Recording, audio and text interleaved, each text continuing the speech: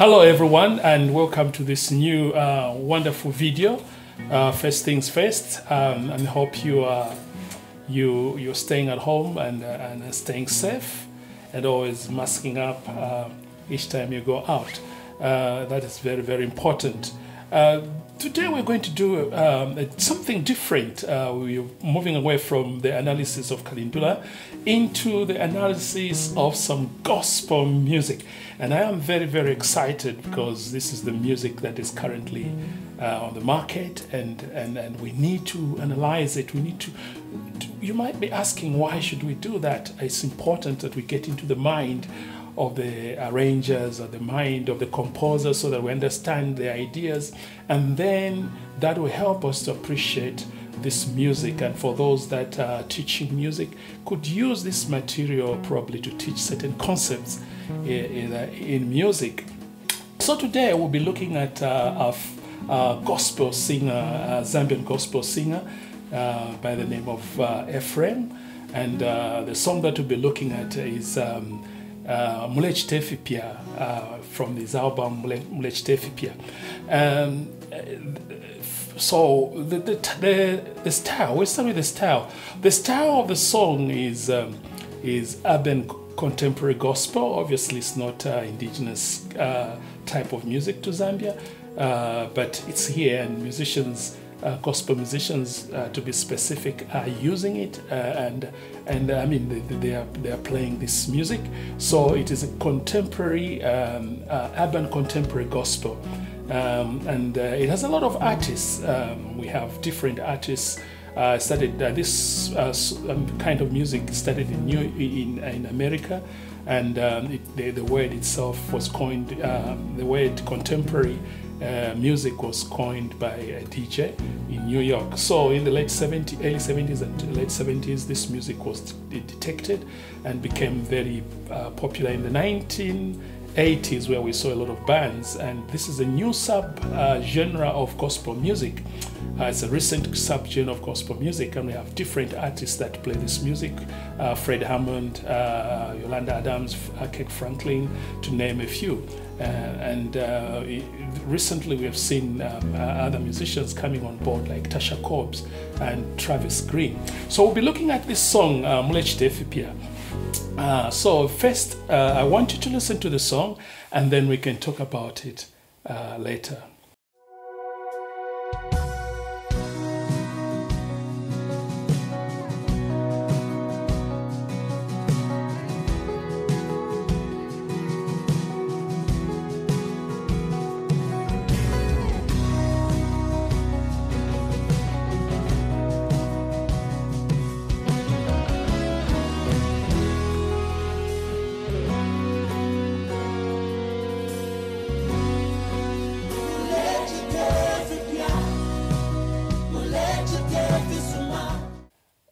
This song, what you heard is the intro to this song. First and foremost, we need to establish the key in which this song is. The key is B. The song is in B major. That means it is in this key of B major. Okay, that's the key of B major. And when we then the other thing that we're going to look at is the structure before we discuss what you heard in the intro, because what you heard was just the intro, and probably as we get and part of the chorus. So the structure of the song is that it starts with the intro, of course, and followed by the chorus, and then after the chorus there's the verse. Then after the verse we go into the chorus, and then the bridge comes. After the bridge, we go into, let me look at the notes, we go into the second chorus. Then after the second chorus, we have the coda, which is the finishing. And this second chorus is very important to note that since this music is influenced by R&B and also by soul, the second chorus in most cases is an extended chorus. It is made up of ideas of the first chorus and the bridge in most cases. And you hear this all the time in urban contemporary gospel. And this is the second chorus. That's where you feel the influence of soul. And then finally you have the chord at the ending part. So Mulecita Ifipya, as you heard, we started with the intro. And let's talk about the intro. So what you heard in the intro at first is very interesting. A part starts the song. I do not have the actual sound that was played. So you hear the first, the song is introduced by a note, and that note is B. Okay, let's get closer to, so that's the closest I can get to the pad that was used. So then immediately you hear the chord coming out after the first note has been played. Now, this kind of intro where a pad, a single note from the pad introduces the song is very popular in this urban contemporary gospel. Travis Green, in his song He Made the Way, has used this same technique. But how does this fit in Mulecita Ifipya? This is very interesting. So you see, what this song is based on Isaiah 43, where God says, I'm doing a new thing. And then somewhere he says, it springs out. And that's very, very important. That's the catchword, springs out. This is how this relates to the song. You hear the first note springing out from the chord, which is B. So you hear the first note, then before you hear the B. So this gives you an idea of something springing out of the music. It's like this note B springing out from the actual chord, which is B. I think that was a very clever way of introducing the song. You hear the note from the pad, then you hear the chord coming. So that's the first thing that you hear in the intro. And then immediately the guitar comes in and the guitar establishes a sequence.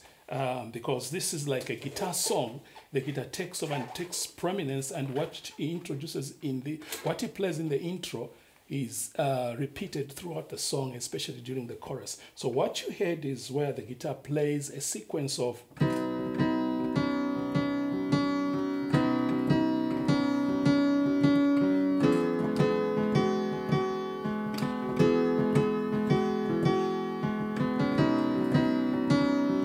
So now, what is it doing here? So the guitar is playing the third note and coming to the second note. What I mean by the third note is that because this song is in B major, so when you play B, first, second, third, so this is the chord, that's B scale. So he plays the third note landing onto the second note. So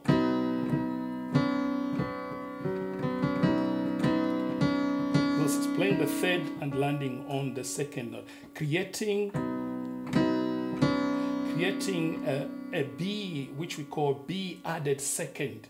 This chord is called, the chord is called B added second, okay? With the second added, this one. Since this note is part of the chord of B, so we just say that it's the third note, because 1, 2, 3, that's the third note, also part of the chord. So this note is not part of D chord, so he's adding the second note and creates that kind of a suspense or a crash of the chords.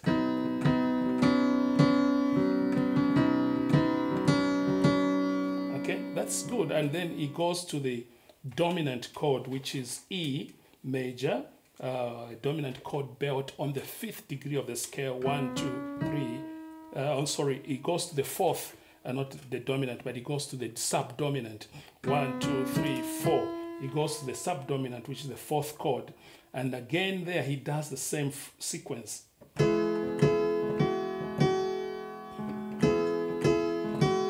That's playing the third to the second of the chord. Because this is the first note, first, second, third. So it does the same thing. Playing the third, back to the second. So again, creating some sort of like tension on the fourth note, which is the subdominant chord. So the whole thing plays out like.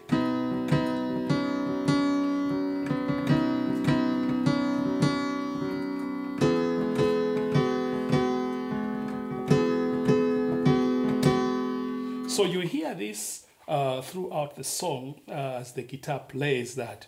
And I think that is a very creative way of playing. He goes for simplicity and repetition.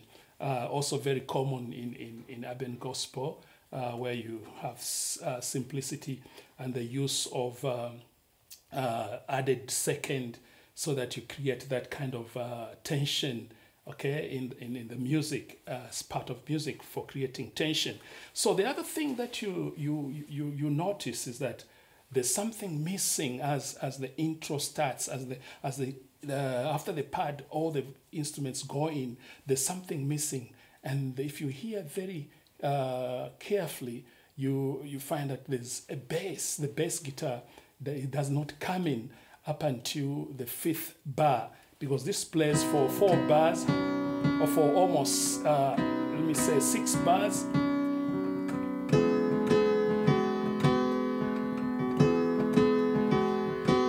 Then the bass comes in the 5th bar.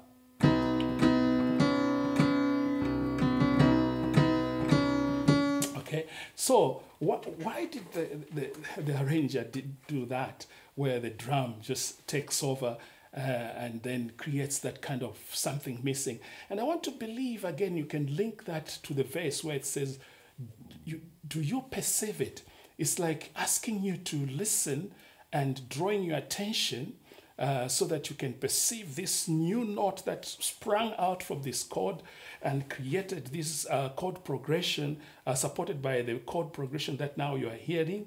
But he delays to bring the bass, maybe asking you to draw the attention and understand what's happening. And then eventually, as you realize that the bass is missing, then he brings in the bass to complete the whole new thing that was springing out from the first idea. And that is very interesting. So you have the bass coming in. I think he just plays for, if I'm not, 2 bars. Then immediately there's something that is played as a break to the there's a break to the music. Something comes in, like the bass and the guitar playing a contra motion, where the bass is going up the scale and the lead guitar goes down the scale. Like first the lead guitar introduces the idea by playing the question like. Then the bass comes in. Sorry. I think that's very interesting, okay? That's very interesting. So that contra motion is quite a good way of arranging parts, because when parts go in contra motion, there's always that excitement that is created because of that contra motion. So when he plays,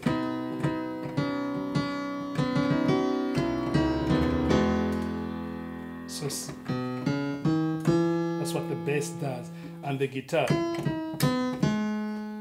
okay, and lands on the subdominant chord by adding also a 9 second there, and creates that kind of a suspense in the chord. I think that was very clever way of doing in the intro. And these ideas are repeated all in the verses, like the music, the ideas, the arranger arranges these ideas in the first, from the intro, which establishes the chorus as well, because this intro comes out from the chorus, and you hear these same ideas throughout each time the chorus comes. And that's so about the intro.